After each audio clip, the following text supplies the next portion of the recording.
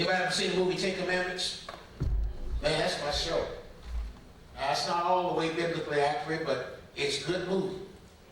And it has a lot of good things in it. But Exodus chapter 3, let's look at verse 1. And it says, Now Moses kept the flock of Jethro, his father-in-law, the priest of Midian. And he led the flock to the backside of the desert and came to the mountain of God, even to Horeb. And the angel of the Lord appeared unto him in a flame of fire out of the midst of the bush. And he looked, and behold, the bush burned with fire, and the bush was not consumed. I mean, it was burning, but it wasn't burning. Amen. And Moses said, I will now turn aside and see this great sight, why the bush is not burnt. And when the Lord saw that he turned aside to see, God called unto him out of the midst of the bush and said, Moses, Moses. And he said, Here am I.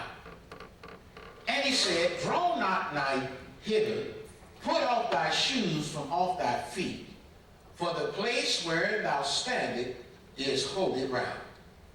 Moreover, he said, I am the God of thy father, the God of Abraham, the God of Isaac, and the God of Jacob.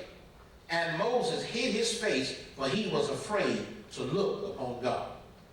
And the Lord said, I have surely seen the affliction of my people, which are in Egypt, and have heard their cry by reason of their taskmasters, for I know their sorrows.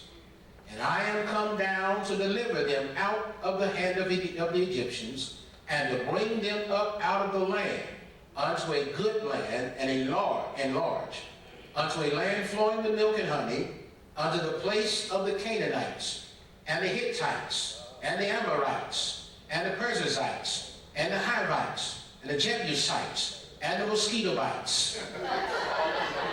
I got carried. I'm sorry, y'all. Disregard that last one. Amen. I just want to make sure y'all listen and read it. Amen. Now therefore, behold, the cry of the children of Israel is coming to me, and I have seen the oppression whereof the Egyptians oppress them. Come now, therefore, and I will send thee unto Pharaoh, that thou mayest bring forth my people, the children of Israel, out of Egypt. And Moses said unto God, Who am I, that I should go unto Pharaoh, and that I should bring forth the children of Israel out of Egypt? And he said, Certainly I will be with thee, and this shall be a token unto thee that I have sent thee. Thou hast brought forth the people out of Egypt. Ye shall serve God upon this mountain. And Moses said unto God, Behold, when I come unto the children of Israel, and shall say unto them, The God of your fathers has sent me unto you, and they shall say to me, What is his name? What shall I say unto them? Stop there just for a second. This is telling us that God is not his name. Amen? God is not his name. Otherwise, Moses would say, well, what is his name if God was his name? God is who he is. God is his title, but that's not his name. Verse 14. And God said unto Moses, I am that I am. And he said, Thus shalt thou say unto the children of Israel, I am has sent me unto you. Stop this for a second, because I'm going to tell you something. These little words right here, I am that I am, Jesus said these same words in the New Testament. They wanted to kill him. Because they understood that the only one who could use that name and designate themselves as the I am was God himself. And when Jesus was in the New Testament, and Jesus said, listen, you guys don't appreciate who you have before you. And he said, Abraham saw my day and rejoiced, and he saw it. And they said, now we know you're crazy. See, you think people call you crazy, they call Jesus crazy. They said, now we know you're crazy because you're not even 50 years old and you say you saw Abraham. Check what he said. He said, before Abraham was, what he said? I am. And the Bible said they took up stones to stone him. Why? Because he used that holy name that I am. I tell you, the Jews even today are so reverent of that name, they won't even use the name, they just say the name. of the great one, because his name is so holy. Man, if us Christians ever get the realization that his name is holy, we won't use it in vain all the time. Amen. Come on now. And when I say in vain, it's not necessarily a cuss word. In vain, we use it just frivolously, having no significance tied to it, that his name is holy. But he told him, he said, I am that I am. And you tell him the I am has sent me unto you. So one of the names of this angel of the Lord, as we read earlier, said that the angel of the Lord appeared to him. He is called the Jehovah angel, the I am that I am of the Lord, Jehovah Elohim. He is God manifested in the flesh. This same story is told in Acts chapter 7, verse 30 through 35. Let's go there. Hold on. Y'all not too big a hurry, are you? I'm not going to keep you too long. Let's go to Acts. You got to read this. Acts chapter 7. We're laying the foundation of what I started last week. That this angel of the Lord is someone very special. Acts chapter 7. Let's look at verse 30. When you got to say amen. Acts chapter 7, verse 30. It says, and when 40 years were expired, there appeared to him in the wilderness of Mount Sinai an angel of the Lord in a flame of fire in a bush. When Moses saw it, he wondered at the sight. And as he drew near to behold it, the voice of the Lord came unto him, saying, I am the God of thy fathers, the God of Abraham. Now, you can't read this without your voice changing on me. I just noticed you can't help it. Did y'all notice that? You can't help it. Saying, I am the God of thy fathers, the God of Abraham, and the God of Isaac, and the God of Jacob. Then Moses trembled and durst not behold. Then said the Lord to him, put off thy shoes from thy feet, for the place where thou standest is holy ground. And he goes on to repeat what he said in Exodus, but it's telling us who it is. And the angel was also the same angel that followed them as a cloudy pillar by day and as fire by night. I want you, all of these were the pre-incarnate Christ. This was a Christophany or a theophany, and we talked about what that was last week. It is a temporary appearance of God in the Old Testament. Now we're going to see where Jesus Christ took on human form in the Old Testament and talked to people. See, he's always been here. We're going to read about it. I like the time when he showed up in the fiery furnace. And he showed up with Shadrach, Meshach, and what's the name that man? Abednego. Glory to God. And we'll read that, but I want you to notice that the king says, wait a minute. We put 3 in, but the 4th one looks like the Son of God. How do they know what the Son of God looks like? There were no photographs back then. There were no pictures. How did he know what the Son of God looked like? He said, well, one of them looked like the Son of God. You know why he knew that? Because they have seen him before. Yeah. He said, well, one of them looks like the Son of God. How did he know what the Son of God looked like? Y'all better stop me now. Okay. Check this out.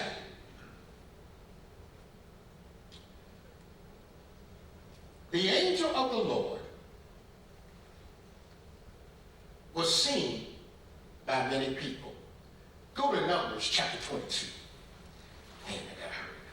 Numbers chapter 22. Every time I read this, I get a little tickled because I don't think I would have reacted this way. Y'all, I'm not scared of too many things as far as people and stuff like that, but I am scared of frogs and snakes and stuff like that. And I imagine if I saw a donkey talking, I probably would have some issues. But we're going to see how this man reacted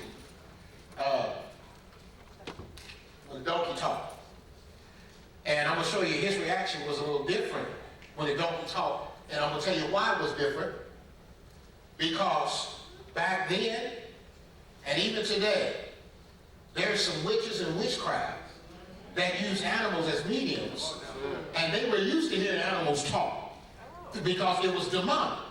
So this prophet was a prophet for hire, and he was used to seeing stuff like that. It didn't freak him out. Now, if you and I went outside and a donkey walked up to us and started talking, we couldn't find him, could we? I'll fall out somewhere. You're getting ready to, what if the duck that was out there walked up to me and started talking and I understood it? Numbers chapter 22, you got it? Let's look at this. Let's go to verse 20. Numbers 22, verse 20. And God came unto Balaam at night and said unto him, if the men come to call thee, rise up and go with them, but yet the word which I shall say unto thee, that shalt thou do. And Balaam rose up in the morning and saddled his donkey and went with the princess of Moab. And God's anger was kindled because he went. That time to explain all that, but he told him to go. And the angel, listen, and the angel of the Lord stood in the way for an adversary against him. Now he was riding upon his donkey, and his two servants were with him. I say donkey because I don't want nobody to think I'm cussing in church. Right on me, and his two servants were with him. And the donkey saw the angel of the Lord standing in the way, and his sword drawn in his hand. Now, who is the angel of the Lord? The Lord Jesus Christ. But the donkey saw it. That's why when you have animals are real sensitive to spiritual things. Animals can see some stuff. That's why when you walking around and you don't see it, they go around to like, This donkey saw in the spirit the angel of the Lord. And, verse 20, and as the donkey saw the angel of the Lord standing in the way, and his sword drawn in his hand, and the donkey turned aside out of the way, and went into the field, and Balaam smote the donkey to turn her into the way. But the angel of the Lord stood in a path of the vineyard, and a wall being on the side, and a wall on the other side. And when the donkey saw the angel of the Lord, she thrust herself unto the wall, and crushed Balaam's foot against the wall, and he smote her, he hit her again. And the angel of the Lord went further, and stood in a narrow place where was no way to turn either to the right hand or the left. He was going to take his head off, y'all. Wow. Verse 27. And when the donkey saw the angel of the Lord, she fell down under Balaam. And Balaam's anger was kindled, and he hit her, smote the donkey with a staff, a stick.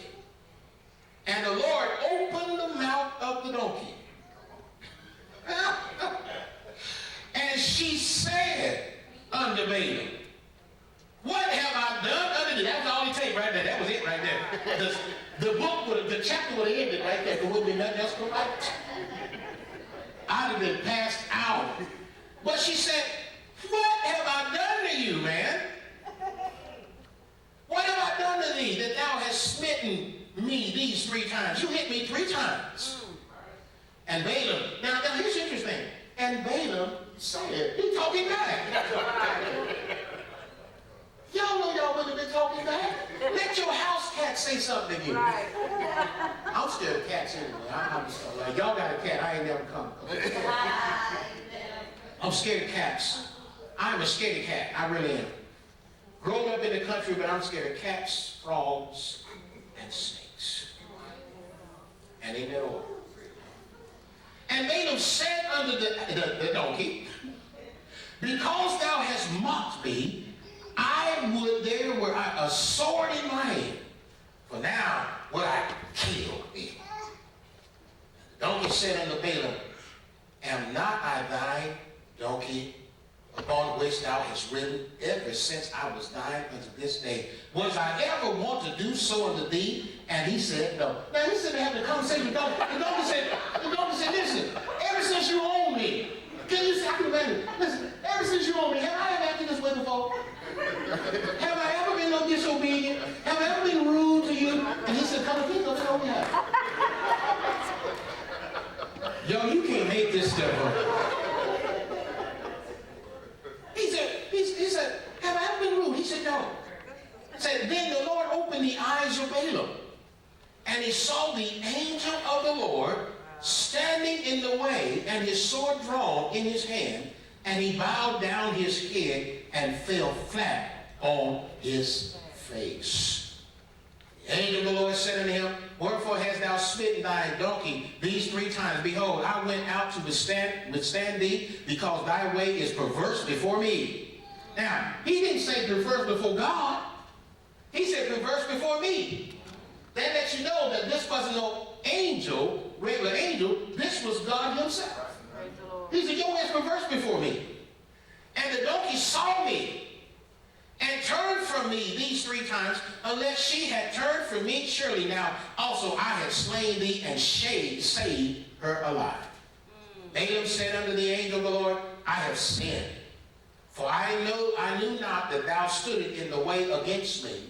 Now therefore, if it displease thee, I will get me back again.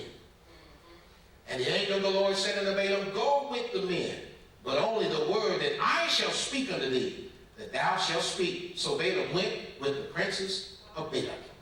You read the rest of this story.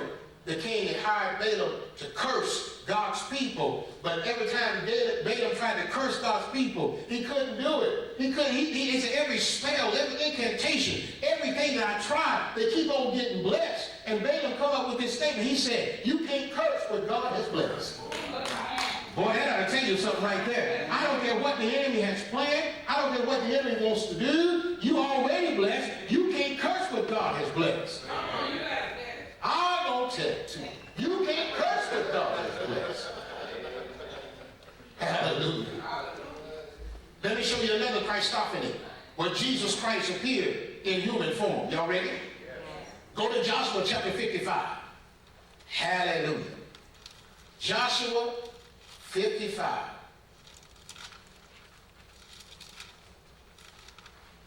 Oh, excuse me. Wait. That ain't me. Hold on. That ain't me. It ain't no Joshua 55. That's a trick. Let me see what I want here. Hold on. Hallelujah. I wrote that down while I was under the influence of the Spirit. Hallelujah. But I'll go back to that one. I want to show you something real special here. I'll come back to that. Go to Judges. That's what Judges chapter 13.